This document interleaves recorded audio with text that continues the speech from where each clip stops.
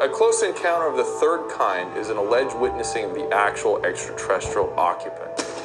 This too seems to have an increase in frequency lately, where people are reporting not just seeing the craft, but finding it perhaps already landed on the ground, and the extraterrestrials either outside of it or interacting with them in their own homes.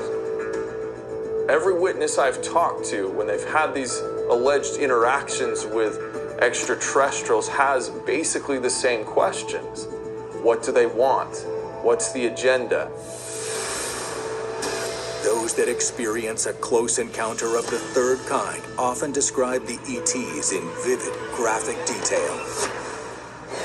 And it's this being with these giant eyes, and he has grayish, blackish skin, probably 7 feet tall, very lean, and I'm terrified at this point, but I can't even scream. What Geraldine encountered is known in ufology as a gray. The tall grays get a bad reputation for being controlling or manipulating.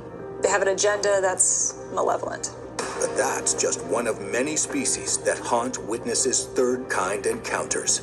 The mantis beings are also feeding off of you. Some people are terrified, have terrifying experiences with them. They look like a cross between a human, a salamander, and a praying mantis. He has these massive forearms, right? Like, I was horrified. When somebody has a reptilian experience, they're afraid and they feel all the control has been taken away from them. Those that actually report they've seen the extraterrestrials or interacted with them are very careful about talking about it. My earliest experiences with aliens or UFOs, I kind of kept it to myself. There's real fear there for people that are in special career fields, and really anybody. You know, when you start talking about this stuff, there's no going back. But with the government now validating the existence of UFOs, Bruce is finally ready to tell his story on camera for the first time.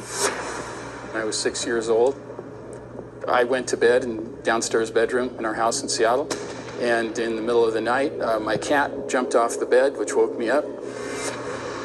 Bruce's cat approached the window, which immediately filled with a bright light. There were strange lights coming from weird directions.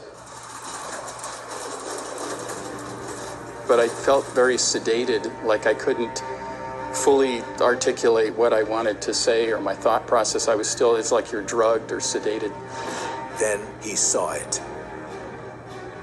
I saw what I would classify now as kind of like a tall alien. He had like an upside down teardrop-shaped head, so it was rather frightening. I thought he was a monster. Stunned, he ran out of his room, but when he tried to explain what he'd seen, he couldn't find the words, literally. My experience